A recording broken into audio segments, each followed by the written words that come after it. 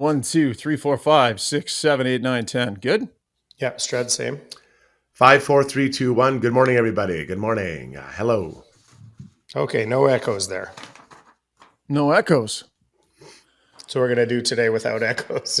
Well, look at you doing your job ahead of time instead of editing in show. I'm prepared. Yeah. If you want to know the truth, I turned it on, guys. But whatever. We can give Zuby the credit.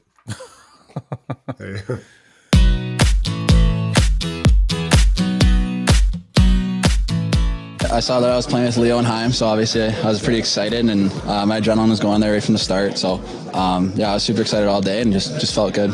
Oh boy, talk about seizing the moment. Dylan Holloway with a dynamic night, skating alongside Leon Draisaitl and Zach Hyman. He wanted a shot in the top six, he got a shot in the top six, and he absolutely blew the doors off. This kid continues to knock every challenge out of the park that the Oilers put in front of him. So is he on the team? Can you book it? Write his name in pen, in permanent ink? We're going to discuss today with Jason Strudwick and Terry Ryan. Welcome to Got Your Back, folks. Of course, brought to you by Mr. Dirk, the iconic men's clothing store in Edmonton, founded in 1939. And if you have never been down to Mr. Dirk, you definitely have to go, because it's not just suits that they have. They've got all kinds of casual wear as well. So whatever part of your wardrobe needs an upgrade, Struddy, they've got you covered. They got all sorts of wonderful casual clothes, jeans, shirts, shoes, slacks. Do they make slacks anymore? Mr. Dirk has it. And then if you're needing a nice suit to get yourself to work, looking fancy, boy, they've got you covered as well. Absolutely thrilled to have Mr. Dirk on board this year as title sponsor, bringing in Zuby from Kelowna and Struds. Go ahead, chirp me. Go ahead. That was not my best intro. Where do we start? That was your sixth take, and that's the best you can do? Well, the hood's down now, anyway. Yeah, the hood's down. Mile. Yeah. No, well, I was gonna do the podcast for those watching on YouTube. Yeah. I sort of said to the guys, like, it's early morning. Can I get away with this? Like, can I pull this off with the hood up like this? And a resounding yes. Shogger, there could be 30 hours in a day and you couldn't get away with that. It just, there's no time in the day where you can get away with that. You have zero street cred, but neither do we. I mean, one of us is wearing the same hoodie he wears every time. The other one is wearing a printed flower shirt. I mean, whatever. Like, it's, we got no street cred. You both wear those hoodies a lot. I mean, I wear this the odd time, but like, we need to get you guys down to Mr. Dirk to freshen things up a little bit, because I'm kind of getting tired of staring at the same thing every week. Yeah, I'm ready for a new hoodie. I'm in the market for a new hoodie. I'm in the market for a new hoodie. This is the guy who's been wearing the same one. It's tattered and worn. We got to fly you in to get you down to Mr. Dirk, Zuby. Let's do it. We're supposed to have the summit. The Got Your Back Summit. I think you guys had it without me. You had it with Terry Ryan. Yeah, that's right. Yes, yeah. Well, TR and I had a Got Your Back Summit. Struds, Struds didn't quite find the time. Yeah, I get the invite at 6 o'clock. It started at 5 o'clock. So that's not what happened. It's exactly what happened. That is busy guy. All right, we got lots to get to from the exhibition game last night between the Oilers and the Vancouver Canucks, including just an unreal performance from Dylan Holloway. So, Zuby, we'll check in with you in a little bit. Struddy, let's get to the breakdown. Good. And, of course, the breakdown's brought to you by DLR Vinyl Products. They got locations in Edmonton and in Calgary. DLR Vinyl provides beautiful maintenance-free fencing and decking materials. And the key there is maintenance-free, because this is the time of year where you're thinking, man, am I going to have to stain my fence next spring? Is the winter going to kick the crap out of it and it's time? Or your deck, is it going to be time to strip and stain? Well, when you go with DLR Vinyl Products, beautiful, maintenance-free, you don't ever have to worry about stripping, staining, any of that stuff again. You put it in and you enjoy it. I have it in my backyard. I absolutely love it. Struddy, you guys dropping it into your yard? How's it looking? I know you were sniffing around a little bit. You gonna make the decision? You gonna make the call? Oh, I'm very slow to make decisions, but yeah, the plan is to probably next spring, not now, next spring. Oh, Struddy's getting off his wallet. Yeah, I like it. I like it. It's gonna be good, buddy. Okay, so let's go to the game last night. Oh, just give me your takeaway on Dylan Holloway's overall night and what last night means to his chances of making this team, Struds. Well, he's, I've had a vision of what I think Dylan Holloway could be. That's from some viewings on TV. I haven't seen him a lot live. Going back to the World Juniors, he's big, he skates, he's smart. It was a great pick. I think, what was he, like 16th or 17th overall? I think it was a great pick. And the Oilers have done a good job with those mid-range first rounders, getting guys that can play. And I'm very excited for what he can mean to this team moving forward, because he brings a lot of elements that the Oilers need, specifically on the wing. What it means moving forward. I think that he is going to be an NHL player. Is he going to be an NHL player this year? I'm not sure. I think that, he played against a lineup of Calgary Flames that was an NHL team, and he and the team didn't show well. Last night, he played against a team that's going to be a pretty average AHL team, and he did really well, as did some of the other guys on the team. So I have to be very careful how I pick my words here. And I think how we evaluate Dylan Holloway based on last night's point production, because it is creeping in on the point production, at least, is creeping in on a Brendan Perlini type preseason. So I think we have to be really careful about people and how we position Dylan Holloway for the rest of the year based on the game last night, when I reflect on the game he had against the Flames that was an NHL lineup. So I feel like I'm Debbie Downer this morning, but I've been thinking about it, and this is really important, I think, for people to understand the difference. Yeah, I think you make a great point, and I do agree with you. You say Brendan Perlini. I'm going to look back to Ty Ratty. Remember, he had I think he led the preseason that one year. And people were thinking, oh boy, they found the guy. I was even thinking, you look at the pedigree, the scoring that he'd done in junior. And then obviously when it got real, he wasn't able to keep pace. So I do think that in this moment, a little bit of pumping the brakes is needed, because people are going to want to say he's made the team. Bang, he's made the team. Now, we know he's starting on the team this year for opening night. There's cap reasons why. That's not what this discussion is going to be about. This discussion is going to be, will he be in the lineup for the first, 9 of the first 10 games of the season? That's what we're talking. That is making the team. And so after what we saw last night, he goes in, gets a chance with Draisaitl and Hyman, skill line, top 6. We've seen other guys get that opportunity and not do nearly as much with it. And he absolutely just blows the doors off. He was excellent in that game last night. So people want to say he's in, done, book him. And I think it's definitely trending in that direction, but quality of competition means everything. And as they hit real NHL lineups over the next couple of games, and by the way, if I were them, I would just keep on playing them. You have to figure out what you've got here. Keep on playing them as much as you can. It wouldn't be surprising if he came back down to earth to a degree as NHL lineups get ratchet up and there's a higher quality of competition. And, there are other players who have produced at the NHL level against NHL players who are competing for these spots as well, right? People are kind of counting out Jesse Puljujarvi this morning because of what Dylan Holloway did last night. Well, let's pump the brakes on that too. Puljujarvi is produced in this league against NHL players. Holloway has not yet. They're giving him a look. They're testing him out, Struddy. But so far, you can only read so much into it in my mind. 100%. And I feel like we're the negative guys here, but this is reality. But yeah, let's just let the air out of the balloon. Hey, pal? Yeah, no, but it's the truth. And I think that people are, and listen, I have high expectations for Dylan Holloway over his career. I'm talking 10, 12, plus years here. I'm not talking about, I'm really not that interested in the next 10 games. I really, to me, that's not going to be his high point of his time with the Edmonton Oilers. So I agree with you. Continue to play him, put him in those situations. If he has a bad game, keep playing him. It's a preseason. He's going to start on the NHL roster. He can play some games up here, but just see how it goes. The problem with NHL fans or fans in general of any sport is we're black and white. This is how it is. This is what he is. A developing player is not black and white. What he has isn't black and white.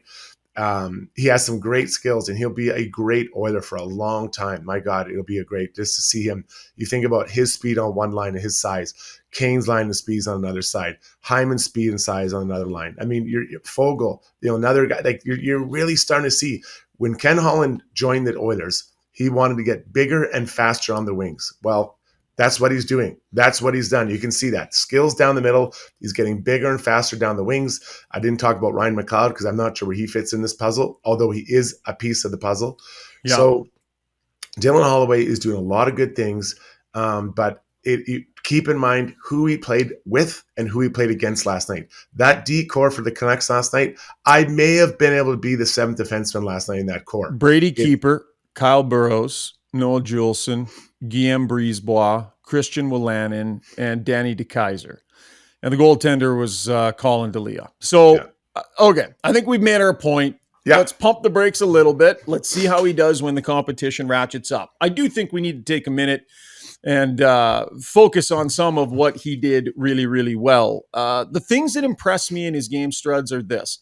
He's got a great drivetrain and a great engine that just does not stop. He is constantly, the legs are churning and he's trying to get places. So he arrives a half step ahead of where other people might just because he's constantly going. So he creates with his feet. He doesn't stop his feet from moving, and he's always wanting to go to the net. Multiple opportunities last night because of his willingness to go hard to the net, give the puck and dart towards the net. And it's this instinct and this intention in his game that is just built in, and it is so good. That's funny. It's the most obvious thing is that when you give the puck up to get to the net, especially when playing with Leon Draisaitl, Leon wants you to give and go and create space for him and drag people with you to the net. And we saw it, I think it was Tyson Berry's goal. I think it was off the rush, if I remember correctly, where Holloway drives the net. Right, I think that was a 3-on-2. Open the lane right up. Yeah, he opened the lane right up. It seems so simple. People are like, "Well, everyone should do that." Yeah, if everyone did that, they'd all be scoring a lot of goals because you got to drive. And the reason you drive is you push the D-man back onto the net, and you make the D-man make a choice. Do I stay with the guy who's driving the net, or do I step up and leave that guy going and I pull up and try to get the guy at the puck? Either way, it's a tough decision for a D-man. But just by making that choice to go to the net, Dylan Holloway is forcing that D to make a play, force him to make a choice. And that's what D-men don't want to do. So simple play, but those are just great. I mean, instincts are one thing. I think he's been coached that, and he understands how important that center drive is. And I mean, there's so much to love about his game. There's a ton of things that he's going to be good at, and he's going to bring to this Edmonton Oilers team. And I'm excited for it. It is such a good pick that they did. We're going to get to some player sound here, but first want to say thrilled to be bringing aboard Weiss Johnson as one of our sponsors. It's a great time of year to look into a furnace for the garage. With winter coming, you want to let the family get into that nice toasty warm car in the garage.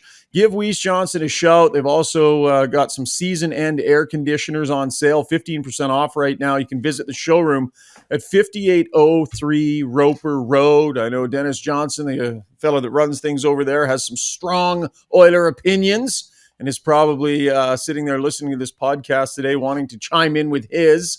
We'll have Dennis on sometime. It'll be great. But big thanks to Weiss Johnson for coming on board. And so we go to our Weiss Johnson soundbox. You talked about Leon Draisaitl playing with Dylan Holloway and what he needs in a line mate. Here's how Draisaitl felt. His hockey sense, which comes from his work ethic, actually, it allows him to get into good situations and be up on the play and he gives himself an extra second to make a play, which is obviously big if you want to succeed offensively in this league. He said something there, Struds. Like, you read into the details of what he said there. He liked what he saw from a playmaking standpoint with Dylan Holloway. Yeah. So obviously Leon wants to make plays for you, but he also wants to have people make plays for him. And sometimes you can make a play for your centerman by not having the puck, right? We go back to what we talk about, driving the net, getting a puck back, and then getting open to open ice. Because if people are focused on Dylan Holloway, there's less attention being focused on Leon Draisaitl. When Leon's playing with two garbage cans, it's a lot harder, right? So yeah, that ability and the trust that Leon has, obviously, in a guy like Hyman, to give the puck up, knowing there's a good chance he will get it back when it's required. Like, those are all skills that are required, and Dylan's going to figure it out. And, he has figured out he's going to continue to progress and play. And what he looks like in 2 years won't be what he looks like right now. But it's another piece that they've added to what's becoming a deep forward group. And Leon's getting excited because now it's not just one winger he can play with. Think about a couple of years ago, who was this guy? It was Yamamoto. Now Hyman, Foegele, Holloway, all these different Nugent Hopkins, all these different guys, Puljujärvi, they could be his potential wingers, and he is and should be excited. All right. Awesome stuff. Lots more to break down in last night's game. And we're going to do that in a moment here with Terry Ryan. That was the breakdown brought to you by DLR Vinyl Products. TR watched the game last night. I know that for a fact. So he's going to hop in with TR's takeaways coming up. Stay with us here on Got Your Back, presented by Mr. Dirk. Checking in with Sterling Dirk inside the beautiful Mr. Dirk shop. People ask me all the time, who is the Mr. Dirk, Sterling? I know it's not you. Who's the original? So my grandfather was a tailor, and he came over to Canada in 1940s, opened his freestanding shop in 1965. So Mr. Dirk's an ode to my grandfather. He was a tailor, and we keep that ethos of quality service and community embedded in our store every day. So if you come in, you walk in, you're gonna get a friendly face, a smile, and we're gonna get you suited up head to toe, get you some jeans, shoes, whatever you need. We got you covered. 1939 is on the emblem, and it means something. Truly local. MrDirk.com is where you can see all of their merchandise, or visit them in store right off White Avenue and 102nd Street. Weiss Johnson, whoa. Hi, Dennis from Weiss Johnson. It's fall, you're busy, we understand, but honestly, it's very important to make time to get your furnace serviced. Don't wait till it's 40 below. There's nothing worse than furnace failure in the dead of winter. It's not fun. We'll do a thorough inspection and provide any necessary service if required. And if it's time to upgrade and replace that tired old furnace, we can do that too. Visit WJHeats.com today. Weiss Johnson, whoa.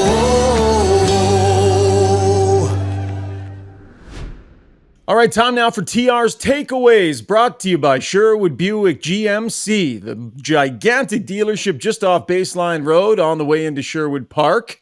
The number one GMC dealership in all of Canada, 5 years running, and it is easy to see why. I recently bought a vehicle there, and I can't tell you how accommodating and easy that process is at the dealership, and they actually have trucks in stock. Isn't that a novel idea? You want a truck, you go there, they have trucks, or they can get them for you right away. As we check in with Terry Ryan from the East Coast. They've got trucks, TR, or they've got the odd Corvette, if that's kind of your taste.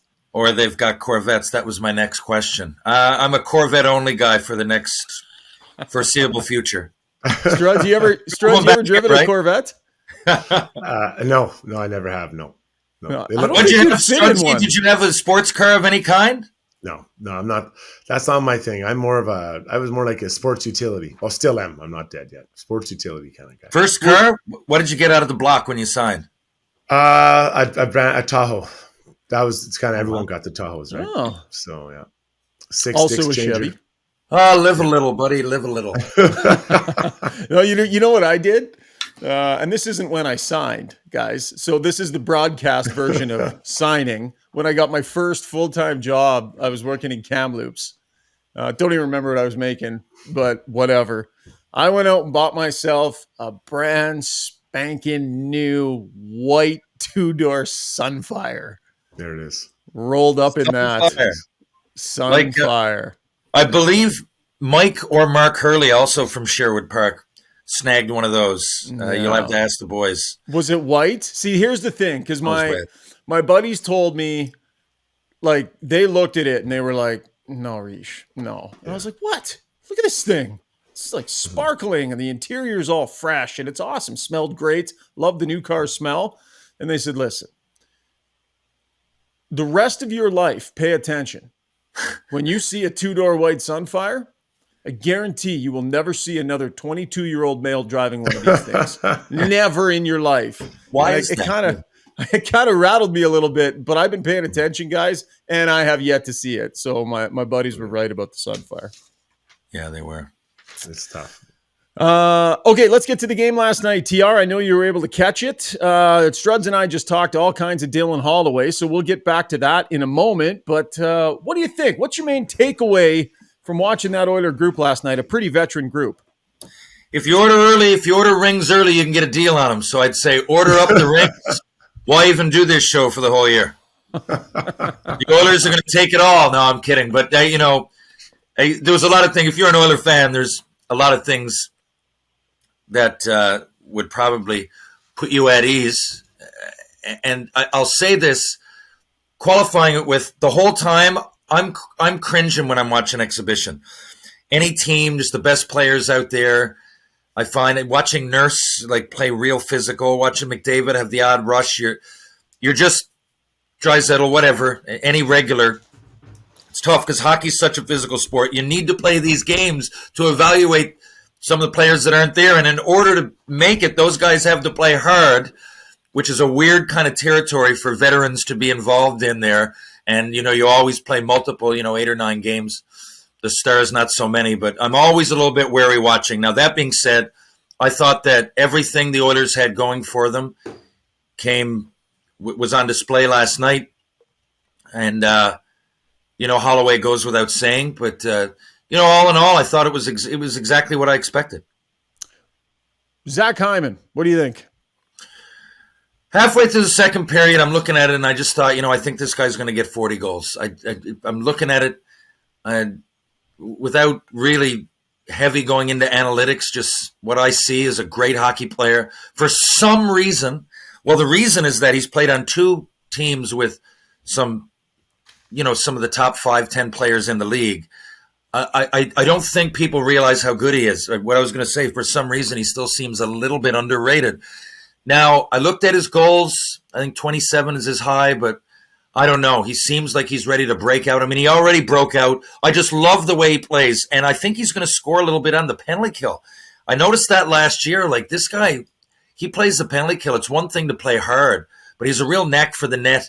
And I think if he didn't play with such incredible hockey players that are some of their best of their generation when it's all said and done, I think you'd have a little bit more of an appreciation. So, hey, I'll make a hot take and say he's going to get 40 goals.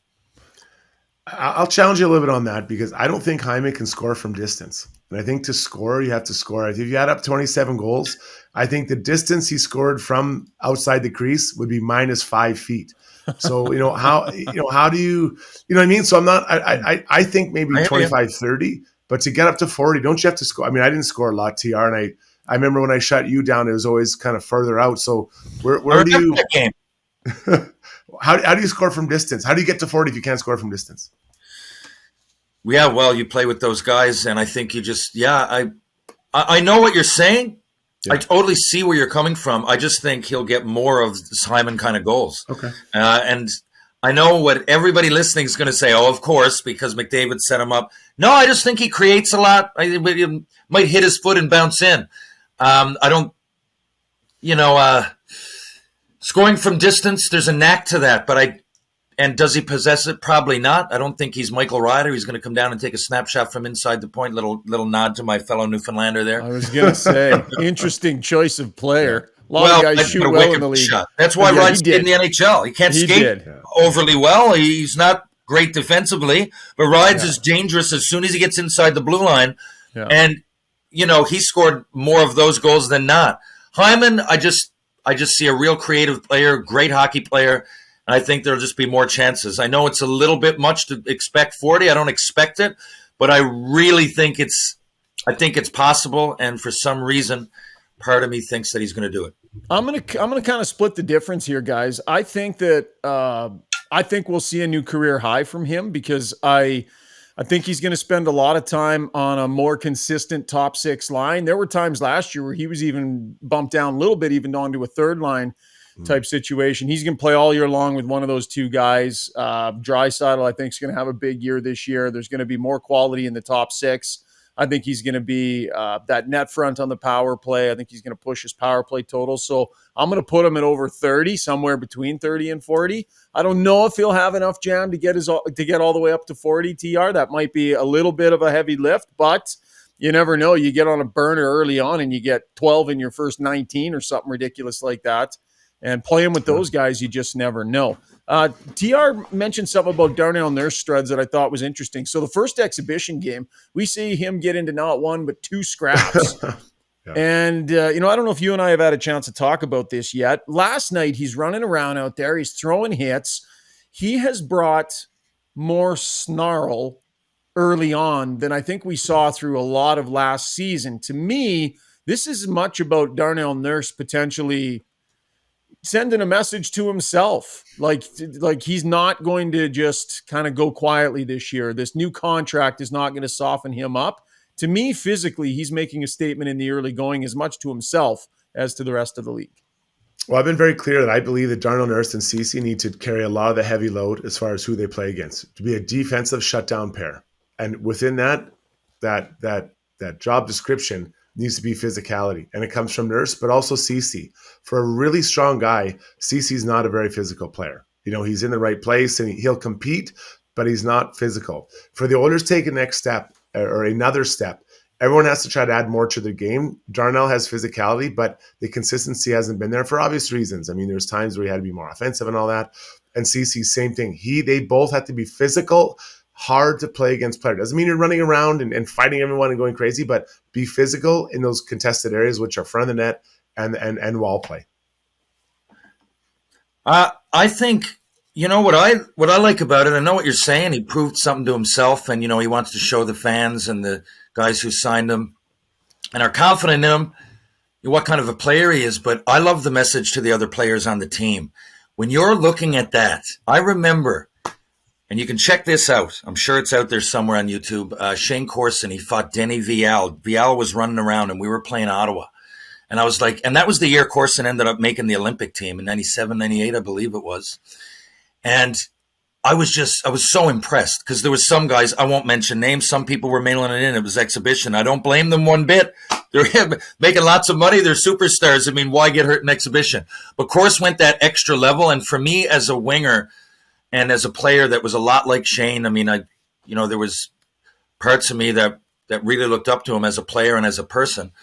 It gave me a lot of confidence, and it made me proud to be a Montreal Canadian. I think if you were young and you were on that team and trying to navigate your way around the NHL for the first time, and you saw someone like that who's been so successful on and off the ice, take it so seriously and professional, even a little bit over the top. I often say, if I'm looking at a player like that, it might be a little bit cringeworthy in exhibition. I don't want him to get hurt, but I'd rather err on the side of temper. I'd rather try to get the horse back into the barn, so to speak. Yeah. Struds, he didn't have a fight all last year.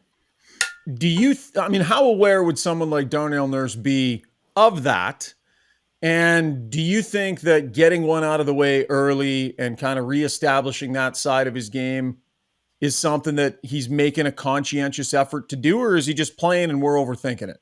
I think for Darnell Nurse to be effective as the most effective player, the threat of a fight has to be there all the time. The threat of it. And a lot of times that's just talking about it.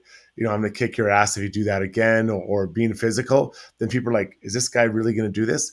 During the regular season, I'm not interested in him fighting fourth liner. But if he was playing against the Canadiens and Josh Anderson gets in front of the goalie, that's the guy you rough up.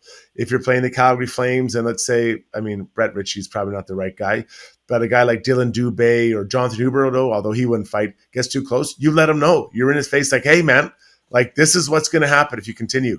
And he needs to have that threat. There are very few fighters in the NHL now that are worth even losing a wink of sleep over, but Darnell's one of them. And if he can have that in his game, I think it's important. So did he pick this? Did he go to make this fight? I don't know. I have a hard time because maybe they have a history. I don't know. But he needs to have this as a threat to scare other people, to go along with the physicality and the defensive play and the look he carries when he's on the ice. All right, back to Dylan Holloway. Always good when your veteran teammates are giving you a nickname.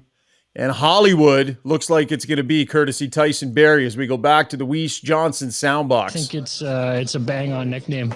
He's got the blonde hair, the smile. He's a great kid, and he's going to be a heck of a player. So, yeah, something like that. No, he's a great game out of him, and you can just kind of see the way he works 200 feet of the rink. He plays well defensively, and then he's got the skills, he's got the speed. So, he's going to be a big addition. TR, what impressed you most about Dylan Holloway last night? Well, a lot of people can get lucky and have a game, right? it happened a few years ago in Montreal. Was it Ryan Poling, maybe his first game, he had a hat trick. But Holloway, it didn't seem like a one-off. I'm watching him. He seemed to really work good with Draisaitl and I think Hyman, right? He was out there. And, it's one thing to play with those guys. You're going to get a chance or two. But he was also giving back. It seemed to be he was working well. It was a good sign. I remember my second or third camp was a guy there, Craig Conroy, ended up being, I think his best years were probably in the Flames, Calgary. Yeah. And he was just having an unreal camp. Like, with any luck, he'd have done that. It's just sometimes it rolls your way and sometimes it doesn't. I remember thinking, man, what a camp. This guy, I can't believe. And they ended up trading him to St. Louis, where he became a Lady Byng candidate, Selke candidate, and had a real good career. So sometimes it just, and you got such a small little window to do it. But Holloway stepped up. And not only did they go in, they don't always go in. You got to have it, but it seems to me that he's really, really reading the ice well. And I always found it hard, not as a player, but if you're on a team and you try to play as many roles as you can, but you often need, you need something. It's the end of the year, whatever league you're in, and you're going for something. But you can't just make someone put the puck in the net and think creatively. So if you're on the fence about somebody, I know, watching last night, that he thinks well with Draisaitl, and to me, it's hard. A lot of times these great players get credit. Oh, well, Mario Lemieux made, Rob Brown and Kevin Stevens, and Gretzky made Curry. Not always the case, man.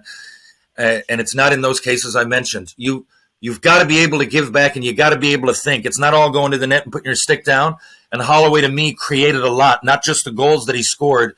It seemed to me that he was really reading the ice well with exceptional players, and those kind of players are hard to come by. And who knows, maybe he doesn't, to me, he's going for top six or maybe on the fourth line, but at some point during the year, it's great to have someone that can do that because for obvious reasons, they're hard to come by. Struds, would you keep giving him looks in the top six if you were Jay Woodcroft, or do you put him back on a third line and see if he can keep his play elevated? I'd like to see him play with top players against top players, right? We've seen him play now with top players against an AHL team. We've seen him play no disrespect to those guys, but what was an AHL lineup against a top Calgary Flames team. So I want to see him with top players against top players. But listen, I kind of downplayed what he did before you got on, TR, and I think that there's something there that what he will be as a player is sustainable. It's just a matter, is it sustainable on October 12th, October 17th, moving forward? It will be at some point. But I think to your point, TR, let's say he starts in the NHL and ends up going to the minors. When they recall him, it is like adding a top 9 forward for zero. It doesn't cost him anything. No trades, no nothing. You get him. He's a cheap deal. And that is what is a huge value for the Edmonton Oilers. And that's what's been different about Ken Holland and previous administrations. Yeah, for sure. And the speed, right? That speed isn't going anywhere. And you can throw him out there. He makes you faster. He makes you more physical. Really good start for him. Let's see what he does over the next couple of games. What did you make of Warren Foegele, TR? Because this is a guy who had a disappointing playoff last year. He came in this year, made his intention clear that he wanted more opportunity. He wanted an opportunity on the penalty kill, which Jay Woodcroft has been giving him. He's on a third line right now with Ryan McLeod and Ryan Nugent-Hopkins that's got all kinds of speed. But what did you make out of him? Had a couple of goals. I really like that line. I do. I think it's going to be successful. I'd love to see someone that comes back with a burning desire to get better. It's clear, right? Like some people, you'd think as a fan from the outside that everybody would be in that mode, but that's not the case. Some people get comfortable, they get in, maybe their agent's in their ear or whatever, but clearly he came to prove a point. And, I'd be excited about that again if I was a fan. And I think, I'm not going to say Foegele's underrated. I won't go that far, but I think there's still a lot that we haven't seen. Yeah, and I think he's trying to bring some of that. Struds, what do you make of his last couple of games? Because the narrative on him early in camp was he was kind of MIA. And then 2 games ago, Jay Woodcroft said that was a much better game for Warren Foegele. He suddenly brought it mid-camp and then, to me, accelerated it last night even more. I wonder if there wasn't a discussion with him and one of the coaches. Like, hey, man, this sounds crazy, but his spot on this team is not assured. right? You look at the competition that's coming, and then do you think it's just coincidence that Dylan Holloway had a hat trick last night and Warren Foegele scored 2 goals later in the game? I mean, these things. I don't believe in coincidences that much. Warren knows that there's a young guy coming, and whether he's coming October 12th, December 1st, or January 1st, he is coming, and this guy is going to be a better player than Warren Foegele is. So Warren has to establish his position on this team now, right now. And so I think that this internal competition, something that Ken Holland has talked about many, many times, is very healthy. But don't we can't overlook the fact that he scored. It was 2 late goals, and Vancouver basically stopped playing defense when he scored. But let's not overlook the fact who scored 3 before that. Warren Foegele knows, and that'll push Warren to another level. And it'll be interesting to see if Jesse Puljujarvi kind of understands the landscape and if he returns serve here, because I would assume he's going to get more opportunity. He should. He deserves it. But when you look at what Dylan Holloway has accomplished, when you look at the elevation of Warren Foegele's game, if you're Jesse Puljujarvi, you need to understand the push is on, and he needs to bring his best games these next couple of games. And I think he's going to get some opportunity here. But for Puljujarvi, you got to recognize what's going on around you. He has the ability to do it. It'll be interesting to see if he leans on it and actually does it. Quickly, guys, TR, we'll start with you. Jack Campbell played the full game last night. What did you think? Thought it was solid. Made that spectacular save. Goalies, I'll wait, give them 10 or 15 games to start the season. They're just warming up. I'm not going to take too much from it, but again, if I'm a fan, I like what I saw. Yeah, I'll echo what you said. Just double down. I liked how calm he seems in the net. He just seems very calm, ready to accept whatever's coming at him. That's relaxing as a D-man. I don't need to see a guy flying over the net. He's calm, made that great save. I'm excited for what he can bring to this group. Yeah, real good performance. And by the way, Stuart Skinner had a real solid performance the previous game as well. So that's both of their core netminders in the last 2 games, getting in there, going the distance, and giving them some steady goaltending. And that is the word I'm going to focus on when it comes to goaltending this year. Steady. They don't need spectacular. They don't need amazing. They don't need end-to-end, tape-to-tape breakaway passes from the goalie. They need steady. And these 2, I think, have the potential to give them that. All right, that was TR's Takeaways, brought to you by Sherwood Buick GMC, the -- GMC dealership in all of Canada for the last 5 years running. All right, TR, what's the rest of the day hold for you? Like, when you put that microphone down, what does the rest of the day look like for Terry Ryan? I got to do an intro to my own podcast, Tales with TR. I got Terry Virtue coming on in 2 days. Ooh, I'm not sure. Nice. Yeah. Hey, there's a name. Yeah, there you go. Edmontonian legend of the minors that got up to the NHL for a while. We went to Nashville together a few months ago, and I love his stories. He's got a great story about fighting Bob Probert that I won't butcher by retelling it. But anyway, if you want to tune in, that should be interesting. I'm going to coach hockey right after this. Then I'm going to play hockey for an hour. I'm going to come back and write 3 cameos. And then my daughter and I are watching The Karate Kid Part 2 because she's into Cobra Kai. And that is my day. Karate Kid Part 2. Might get a bike ride in. Might get a bike ride. And one thing I want to say before I go, that this guy's going to get lost in the shuffle. Tyler Benson, I know I heard it my whole life that he's not a great skater. And got hurt last night too, hey? But I think there is somewhere out there for him. I wish because I think he's a good player, and he gets up there to the show, and he's trying to back check. He's trying to do everything right, but he needs to work on his skating a little bit. But I think he'll find himself out there with more NHL games somewhere. I'm not sure it'll be in Edmonton, but I just wanted to give him a shout out. I appreciate the way he plays. Struddy, you'll like the sounds of that, hey? I coached him a little bit, TR, and I have a real soft spot for Tyler. And getting hurt last night is awful because if he's out for training camp, that's really tough. I didn't know that. I had no idea you saying it. I've just been watching him, and there's something in me that really wants him to succeed. You know, couple episodes ago, I pointed out a mistake or 2 that he made, and Struds just jumped down my throat. Look at it from his point of view, right? Like he's up there, he's going with the flow. He's got a little bit of a sniff. He's out there. He's doing pretty well, but he looks around him and he doesn't see many spots. And Holloway's out there getting hat tricks. I mean, there's not many spots for him to go. But I do appreciate his effort. You know, sometimes those guys find themselves with a home somewhere, just not the team that they're trying out for. He's playing with some grit and sandpaper. Hey, Struddy, trying to make it stick. Yeah, he's trying to adjust on the fly, and that's a hard thing to do. You come as a skill player, then you realize that I'm not a top 6. I'm probably a bottom 6. But I when I coached him, he would listen to everything I said like it was the gospel, right? And I really respect that in young players. So I coached him when he was 15, 14. So a long time ago. So nice kid, great family. I've met the family. I did a story on him back in his draft year in Bantam. Yeah.